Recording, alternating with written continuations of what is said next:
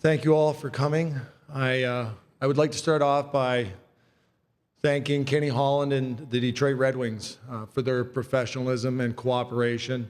Mike and I have a great relationship with them and go way back. I'd also like to thank our board at MLSE for once again showing their commitment to do whatever it takes for this city, the fans, and this team to have every opportunity to win. I'd like to thank our fans for their belief and their continued support. And I'd also like to thank Mike. I know you guys haven't come here to hear me speak, you've come here to hear him speak.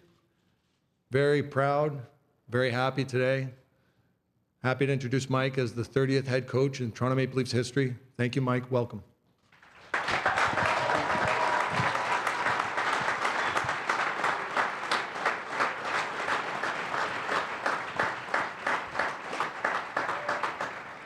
Thank you very much, Shani. I too would like to thank Ken Holland, Detroit Red Wings, the Ilitch family for 10 unbelievable years and the opportunity for my family to grow up in one city. Very, very special time. I'd like to thank the board, Larry, Brendan, for this opportunity. I'm thrilled today to be here. I have to tell you, I felt like I was 25 years old, scared to death here this morning, excited about the opportunity, and looking forward to the challenge. This is a great, great city, unbelievable fans, and it's the Maple Leafs, and I'm proud to be here today, and I look forward to the process, the battle, the pain, the fun, the journey, and it's going to be a long one, but it's going to be a lot of fun. Thank you. Great. Thank you. We'll start with questions. Darren? Hey, Mike. Hey, Dregs. Darren Dreger, TSN. Take you back to Friday in Prague. I certainly got the impression that you were leaning towards staying in Detroit as you sat shoulder to shoulder with Kenny Holland, and I think a lot of people felt that. So, simple question, and you've touched on it a little bit, but why the Toronto Maple Leafs? Well, I think the first thing is that we went through a long process. I'm very respectful for Mr. Ryan Kenny for giving me that opportunity, but it was also trying to figure out what was the best thing for Mike Babcock and his family and for the next 10 years. And so we just had an unbelievable run for 10 years that enjoyed ourselves. And I always think about what's the message to your kids. And, you know, I said to my wife, we've been chasing our whole life trying to be the best we can possibly be.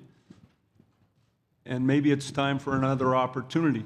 But the opportunity in Detroit, in the relationship I have with Ken Holland and the Ilitch family and those players is a very emotional thing, to say the least.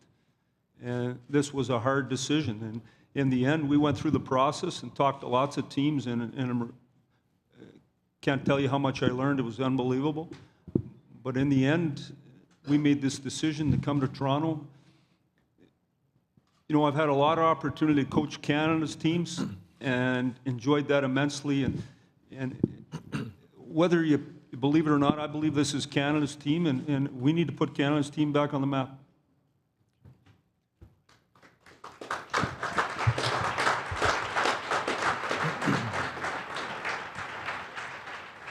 Mike Harrington of the Buffalo News, you've talked about the process here. Obviously, the Sabres were heavily involved in the process. They believe they had a deal with you until they were called yesterday at 11:30 a.m. and were told otherwise. What's your response to the notion that you simply leveraged the Sabres to get a better deal with the Leafs? And secondly, there's plenty of speculation. You had a lot of concern with some of the layers of their management, perhaps how the relationship control with Tim Murray would go compared to Brendan. How do you compare the decision to come to the Leafs in terms of management compared to why you did not come to Buffalo? Well, the first thing is you know, I talk to lots of teams, and when you're talking to teams, negotiation is in that process. And the hardest thing for the media to do was to figure out where I was going, because I had no idea where I was going. And the reason it was because it was a hard decision. And we changed our mind in our family. We went back and forth, not changed our mind, but we went back and forth so many times trying to figure out what the right thing to do was. And if you think Terry Pagula isn't a star, you're mistaken. Or that Mike Babcock and Tim Murray didn't have a great relationship, that's wrong too. In the end, I wanted to coach the Maple Leafs, and my family, this was the best fit for my family. So you put the two together, that's what happened. Michael? Michael Grange from Sportsnet. Mike, your record, it speaks for itself. What is it going to be like for you to behind a bench of a team that would be a big surprise, I think, to make the playoffs in the next 2 or 3 years? What is that going to be like for you, competitor? Well, I never came here to make the playoffs. I came here to be involved in a cup process, and that goes from scouting, from drafting, from development, from analytics, from putting an off-ice team together, an on-ice team together. So I love to win. I have a burning desire to win. But I also want to win in the end. I don't want to just get in the playoffs. I want to win. I want to be here with these guys. We want to build a team off the ice and on the ice that the fans of the Toronto Maple Leafs can be proud of. We have to create an environment that's safe for players. And what I mean by that is when you win every day, it becomes pretty safe for the players. Right now, it's a hard spot. It's tough. We're going to change that, but it's going to take time.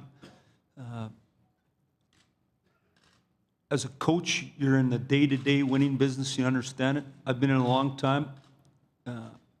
On game day, I'll be short-sighted for sure, but I got a big picture in mind. So does Shanny. So does Larry.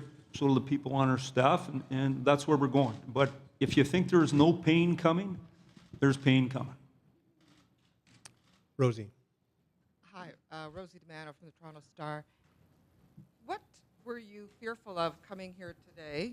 And you just mentioned it, I don't know if you were joshing, whatever.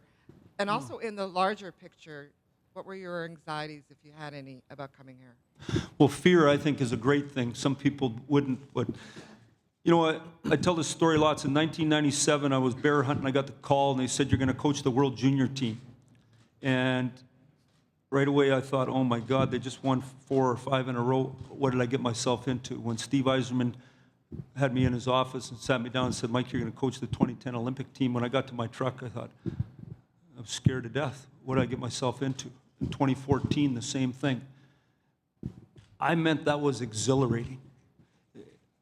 It's about being alive, I think. And at 52, I'm not ready to die. I want to get on with it here. And so what I tried to tell you earlier was that, to me, that's the message to my children. It's about the journey. It's not about the destination. It's about trying to maximize your potential, squeeze every ounce out of yourself. It's about trying to get better. I think that's the process. When I talked to Shanny, that's what I heard. I heard we were going to be in a process. What I like about what the board has done here is they've made a commitment. They've made a long-term commitment. And in turn, I've made a long-term commitment to the Leafs. And our plan is to grow the team. Mike? Mike Brophy, NHL.com. Last year when the ship started to sink here, it seemed like the leadership group were the first ones to bail. I'm wondering what your expectations are for a leadership group. Well, I've been real fortunate to have great leaders, you know, been around great people, Stevie and Nick Lidstrom, and then our group there in Detroit, Datsuk and Zetterberg and Cronwell. To be honest with you, they've packed me around for 10 years, those guys, and so I'm forever indebted to those guys. We have good people here. We're going to acquire good people, and we're going to make them better. And, you know, I'm a school teacher. That's what I am, real simply. And I believe your job is to make people around you better. I'm real proud of the fact over the 10 years that I was in Detroit, we helped players get better. I think we got 5 coaches, if not now, that right away shortly, 5 head coaches in the National Hockey League. We got Stevie and Jimmy Nill running teams. We got people all over. You develop people, and you develop leadership. But what we are going to be is we're going to be men. We're going to be straight up and honest, and we're going to take responsibility for how hard we play. That doesn't mean I guarantee you success every night, but we're going to be responsible for what we do and how we prepare, and we're going to have good people here. You don't win without good people. We're going to have good people.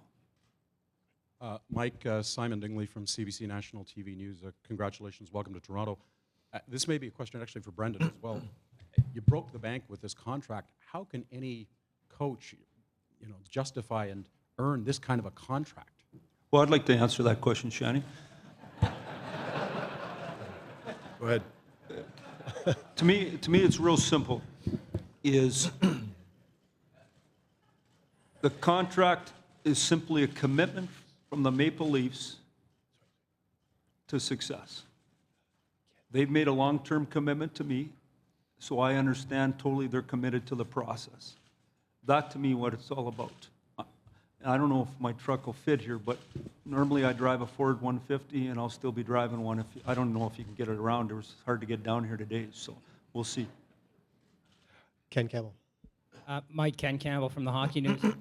Is there anything in your contract, Mike, that stipulates that you have any say in player personnel decisions? And are you prepared to see this rebuilding process through in terms of being patient with, the first couple of years maybe not having the success that you're used to having? I'm totally committed to that. I have nothing in my contract about that. Hunson, Dubes, and Shani and the group were committed to doing this. We understand what the process is and what you're going to have to do to make it happen. And Mark Hunter is a guy I have an absolute ton of respect for, have for a long, long time. He gets players. The only way you can get players is by having draft picks. We have to get them draft picks. I'll jump in there too. Whether, in my view, whoever our head coach was going to be, I want his input. And I don't think that's a unique situation. Did Mike need it in his contract? No. In all of our conversations, do we want Mike to have his fingerprints and his input? Absolutely. And I think that that's not an unusual situation for any NHL team. It's a collaborative effort. We all have to communicate. Bruce. Bruce Arthur from the Toronto Star. Mike, what's the most patience you've ever had to display in a losing situation? And how did you deal with that? Well, I don't know if I did. Won 19 games in Spokane one year and won the league the next year. That's a long, long time ago.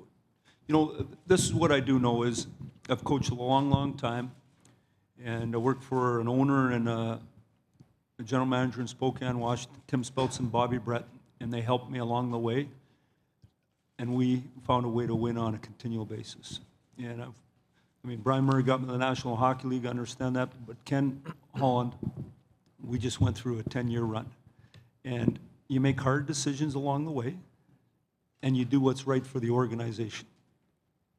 I've said it before, I'm going to say it again, I have a burning desire to win. But I also know what you're trying to do. And I know where we're trying to go, and I understand how long the process is going to be.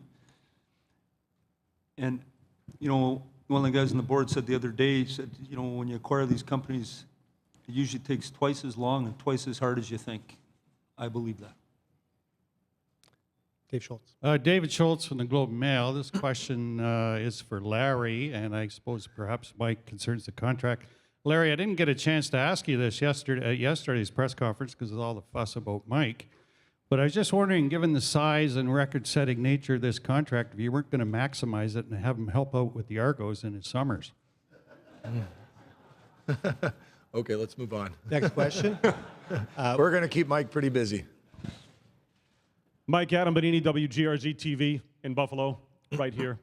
And just as a follow to Mike Harrington's question, I have been told, and it has been reported, that you had agreed with the Sabres both in terms of money and term, that you had told them essentially that you were coming there, that you essentially lied to them in this process and wound up using them as nothing but leverage. I'm interested in your response specifically to that. Well, that lying word's an interesting word for me. I've been in the public eye for a long, long time. I don't think that goes anywhere near who I am or what I'm about. I've been real straightforward and honest in the process with all the teams I talk to and with my ownership.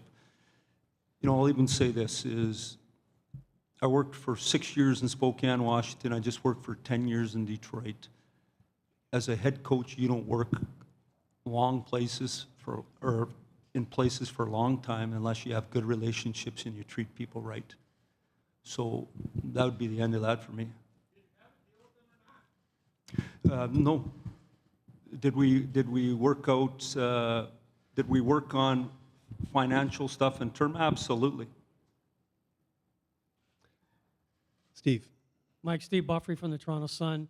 A lot of people question how much depth this organization has in terms of player personnel with the Leafs and in the farm system. How much did your decision to come to Toronto, how much was that based on your faith in Shanahan to start acquiring assets and start turning this organization around as far as personnel is concerned? Yeah, for sure. And the leadership group off ice, no question. That was part of the process, but we understand where we're at too. I just saw the farm team play. They were playing Grand Rapids not that long ago. You know, I did a thorough study of all the teams in the National Hockey League that I met with. Mike Drolet with Global News. You just came from Hockey Town, but I think we can all agree this is something else. I'm not sure if you're aware, but every second from the time you landed this morning at the airport to here was essentially documented. Your predecessor got annoyed with this. How do you think you're going to handle this constant magnifying glass, the hype here? Yeah, it's a great question. You know, I don't think you can know until you live it every single day.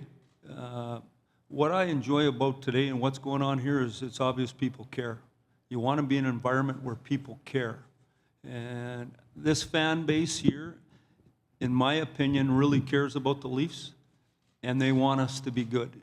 And they understand that we're going to be in a long process here to get them to where they want to go. So I embrace this opportunity of coaching the Maple Leafs. I mean, I came here with my eyes wide open, understand totally what's going on. I went through like a process for I don't know how many days to try to figure this out. And in the end, I've made the right decision and excited about it. Brendan, you have your coach now. I'm wondering what's next on the agenda in terms of your front office and also the on-ice product. Next is just really meeting more with Mike and getting a plan. I think that as much as we've talked, we have a lot more to talk about. For me, I'm still interested in pursuing a general manager if a general manager fits. But for now, I think in the immediate days, it's about Mike getting to know our organization from top to bottom. I mean, once we had made the decision, Mike was already on the go, looking for things, looking into things, and starting to plan. Back. Hi, Mr. Babcock, Charles Agro. I work with our local news for CBC here in Toronto. You said it from the very beginning of this process. You've reiterated it a number of times today that your family was key in making this decision. I understand Mrs. Babcock is here today. I'm wondering if you can speak a little bit about coming to Toronto, if there was something other than hockey that perhaps drew you to this city. It's a fantastic city. It's an incredible city. We're going to be empty nesters here right away. Our youngest one's in her last day of high school today, and my kids are all going to different parts of the country, and so we're starting a new life too. Living downtown Toronto, I think, is an exciting thing for us. It's something that fit with us. When you've been married and your partner is your best friend like I have for as long as I have been, and that's the most important thing in your life, you got to make sure that works. And that was a big part of the decision we made here today. Terry. Mike, Terry Cochan of the Toronto Sun. This leadership group and this team has been through failure after failure the past 4 seasons. Obviously, you've noticed it from afar. You've coached against it. Is there an overhaul needed of that group for this team to move forward? Do you think you can work with, would you like to work with the Dion Phaneufs and Phil Kessels of the world? Or do these guys need to be shipped out and you need to start with a clean slate here? Well, that's a real good question. But what I always have done over the years is when we're evaluating the other team and what the other coach does, we always say to ourselves, he knows them better than we do. So there's lots of people that have come here before. I'm not naive. Really good men and really good coaches. and good people, and it hasn't gone as well as they had hoped. This is going to be a long process. I've said it to you right from the get-go. Won't back off that. It's going to take time. I'm excited like you can't believe for that opportunity. I really am. This is going to be a massive, massive challenge. And I'm going to get to know these guys, the guys that are on the team at training camp, and we're going to grow together. We're going to have good people on this team. We're going to have men on this team. We're going to have people that are accountable. That's just the reality of the situation, and that's how you win in the end, and that's what we're going to do. Ken. I have a question, but first I wanted Brendan to clarify something that you said a few minutes ago about the front office structure. I think you said something like you're going to search for a GM if it works. I'm just wondering what your vision of the whole sort of front office is. Does that include a GM? Is there a possibility that you may be the de facto GM, or how is that going to look? Well, like I said at the end of the season, I won't rule anything out at this point, but for me, what's most important is finding the right fit. Now, I think that there are some options out there. I felt at the time that it was more pressing to focus on the coaching situation. We were involved from the get-go with Mike. My attention has been on that. I've had some conversations with some potential people. But my process, my plan hasn't really changed from the end of the season. It's about finding the right people. I'm not as concerned about the timing. I think that we're in real good shape for the draft. If we find the right guy, we'll move on the right guy. Mr. Babcock, Heather Wright with CTV Toronto Local News. Just wondering, you said you're going to live here in downtown Toronto. Is there a first thing you guys plan to do as you set down roots in your new city? No, we haven't really spent a whole lot of time talking about that. I phoned a buddy of mine to let him know, the guy from Saskatchewan, to let him know that I was taking this position, and he said to me, I don't know if you remember, we were walking from the practice facility back to the hotel a few years ago. I was in town with you, and he said, I told him when the kids left home that my wife and I were going to move to some place where we could live downtown and live in a condo. And so it's a new start for her and I as well, and a different kind of life than we've had, obviously, with the young kids around, and Toronto presents that opportunity for us. Steve. Mike, Steve Wino from Canadian Press. You've worked with Ken Holland for the last 10 years. How comfortable do you feel now about working for Brendan, but also working for a general manager who hasn't been hired yet, and having to deal with that new relationship and new dynamic? Well, change is exciting. You know, it's invigorating and gets you going. Now, I have to be honest with you, is Ken Holland he's a great man and a good friend of mine, and it was very emotional. I had to get the Kleenex box out when I sat in his office there because of what he's done for me. And so when I took the leap of faith to go to Detroit, the salary cap had just come in. We went from 72 to 36. I don't even know what the cap was in those days. You took a leap of faith. I knew Ken. I know Shanny. I'm a believer. I was a believer in Ken, and I'm a believer in Shanny. And so now we got to build a relationship over time. And you know, in hockey, there's huge emotional successes and huge defeats that just are tough. But through that time, you stay the course and you keep doing good things, and good things happen. And I believe good things happen to good people, so you surround yourself with them.